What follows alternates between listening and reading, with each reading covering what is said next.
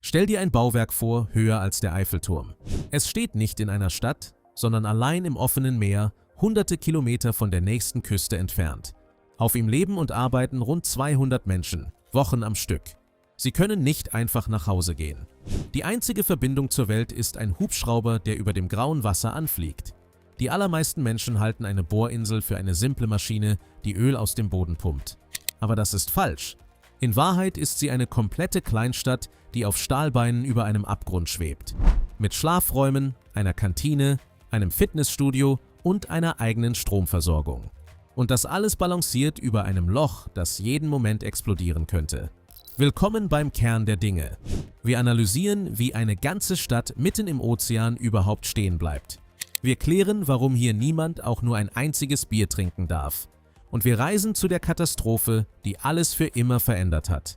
Wenn du wissen willst, wie Menschen am unwirtlichsten Arbeitsplatz der Welt leben, dann abonniere jetzt den Kanal. Von innen sieht eine Bohrinsel aus wie eine Mischung aus Hotel- und Bürogebäude. Die Menschen schlafen in kleinen Kabinen, meist zu zweit oder zu viert. Es gibt eine Kantine, die rund um die Uhr geöffnet hat und in der das Essen kostenlos ist. Frisches Fleisch, Obst und Gemüse werden regelmäßig eingeflogen, mitten auf das Meer hinaus.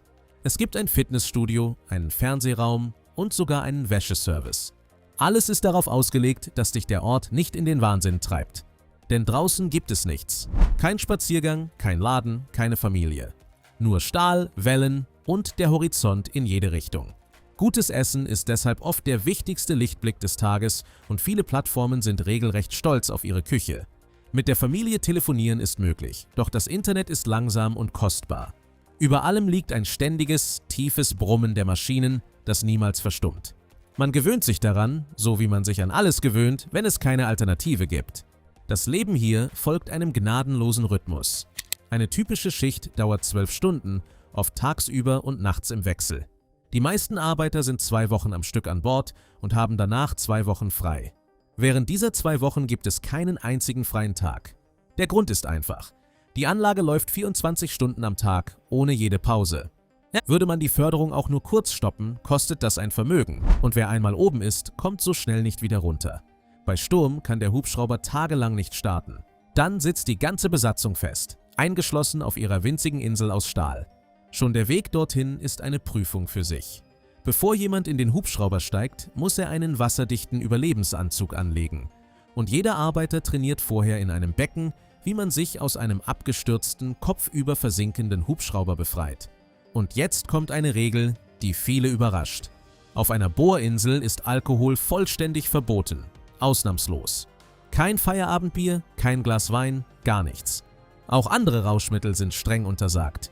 Der Grund ist tödlich ernst. Hier oben arbeitet jeder über hochentzündlichem Öl und Gas. Ein einziger unkonzentrierter Moment, ein einziger Fehler an der falschen Stelle kann die gesamte Plattform in eine Feuersäule verwandeln. Auf dem Festland riskierst du bei einem Fehler vielleicht eine Beule. Hier oben riskierst du das Leben von 200 Menschen. Selbst Rauchen ist nur in wenigen, streng abgeschirmten Bereichen erlaubt. Ein offenes Feuer am falschen Ort wäre hier ein Todesurteil. Doch wie hält so ein Koloss überhaupt im Ozean stand? In flachem Wasser ist die Antwort einfach. Riesige Stahlbeine werden tief in den Meeresboden gerammt und darauf ruht die Plattform wie ein Tisch. Andere Anlagen sind beweglich und haben 3 oder 4 gewaltige Beine, die man wie eine Hebebühne langsam bis auf den Grund herabkurbelt. Manche dieser Bauwerke sprengen jede Vorstellung. Vor der Küste Norwegens steht eine Gasplattform mit dem Namen Troll A. Sie ist 472 Meter hoch, höher als die meisten Wolkenkratzer der Welt. Sie besteht aus Beton und wiegt mit ihrem Ballast über 1 Million Tonnen. Damit ist sie das schwerste Objekt, das Menschen jemals über die Erdoberfläche bewegt haben. Im Jahr 1995 wurde dieser Gigant aufrecht über das Meer geschleppt, ein Anblick, der weltweit im Fernsehen lief. Ein ganzer Berg aus Beton, der langsam über das offene Meer spazierte. In seinen hohlen Betonbeinen führt sogar ein Aufzug fast 400 Meter tief bis kurz über den Meeresgrund hinab.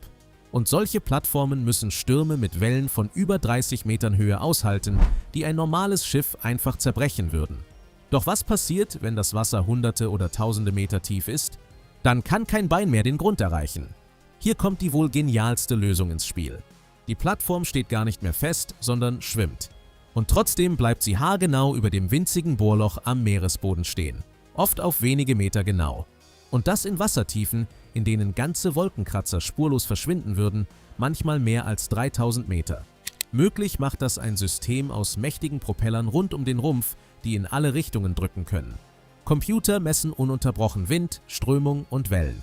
Und in jedem Augenblick steuern sie die Propeller so, dass sie genau gegenhalten. Ein schwimmender Gigant, der sich freiwillig nicht von der Stelle bewegt, obwohl ihn der ganze Ozean wegschieben will. Fällt dieses System auch nur für Minuten aus, beginnt der Koloss über dem Bohrloch abzutreiben. Unter all dem liegt der eigentliche Grund für die ganze Stadt.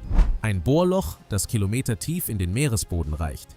Der Bohrer hängt dabei an Hunderten von Stahlrohren, die zu einem kilometerlangen Strang zusammengeschraubt werden. Durch diese Rohre pumpt man ununterbrochen einen speziellen Schlamm nach unten. Er kühlt den Bohrkopf, spült das zermahlene Gestein nach oben und hält mit seinem Gewicht den Druck in der Tiefe im Zaum. Aus dieser Tiefe schießt das Öl oder Gas unter enormem Druck nach oben. Dieser Druck ist so gewaltig, dass er eine ganze Stahlkonstruktion in die Luft reißen kann. Damit dieser Druck nicht außer Kontrolle gerät, sitzt ganz unten ein gewaltiges Ventilpaket. Es heißt Blowout Preventer und ist der letzte Wächter gegen eine Eruption. Versagt dieses eine Bauteil, schießt eine unkontrollierte Fontäne aus Öl und Gas nach oben. Noch im Jahr 2010 versagte vor der Küste der Vereinigten Staaten genau so ein Ventil und löste eine der größten Ölkatastrophen der Geschichte aus. Genau deshalb wird dieses Bauteil heute schärfer überwacht als fast alles andere an Bord. Ganz unten auf dem Meeresboden sitzt über dem Bohrloch ein wuchtiges Geflecht aus Ventilen, das die Fachleute schlicht den Weihnachtsbaum nennen. Wie tödlich dieser Ort sein kann, zeigte eine einzige Nacht im Jahr 1988. In der Nordsee explodierte eine Plattform mit dem Namen Piper Alpha. Der Auslöser war erschreckend banal. Bei einem Schichtwechsel hatte man ein Sicherheitsventil zur Wartung entfernt und das offene Rohr nur provisorisch verschlossen. Die nächste Schicht wusste davon nichts und öffnete genau diese Leitung. Gas strömte aus, entzündete sich und verwandelte die ganze Anlage in ein Inferno. 167 Menschen starben in dieser Nacht. Viele konnten sich nur in letzter Not retten, indem sie ins kalte Wasser gelangten und sich von der Plattform entfernten. Es ist bis heute das schlimmste Unglück auf einer Bohrinsel überhaupt. Und es führte dazu, dass die Sicherheitsregeln auf jeder Plattform der Welt von Grund auf neu geschrieben wurden. Heute hängen an jeder Bohrinsel geschlossene Rettungskapseln, die sich im freien Fall ins Meer stürzen lassen, falls kein Hubschrauber mehr starten kann. Bleibt eine Frage: Warum nimmt man all das überhaupt auf sich? Die Antwort liegt tief unter dem Meeresboden. Dort verbergen sich gewaltige Mengen an Öl und Gas, die unsere ganze moderne Welt antreiben. Eine einzige große Plattform kann am Tag so viel fördern, wie eine Kleinstadt in vielen Jahren verbraucht. Solche Mengen rechtfertigen für die Konzerne fast jeden Aufwand und fast jedes Risiko. Und für diese Reichtümer baut die Menschheit Städte mitten ins Nichts.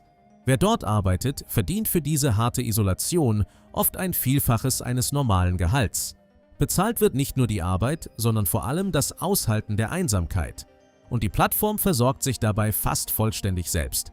Sie gewinnt ihr Trinkwasser aus dem salzigen Meer und erzeugt ihren Strom mit eigenen Kraftwerken.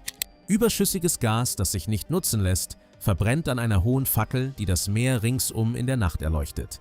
Eine Insel, die sich selbst am Leben hält und die niemand je betreten hätte, wäre da nicht der Schatz in der Tiefe. Und damit bleibt eine letzte Frage. Wenn diese schwimmenden Städte immer weiter hinaus aufs offene Meer wandern, immer tiefer, immer abgelegener, wo genau verläuft dann eigentlich die Grenze dessen, was ein Mensch noch aushalten kann? Schreib mir in die Kommentare, welches dieser Details dich am meisten überrascht hat. Wir sehen uns beim nächsten Kern der Dinge.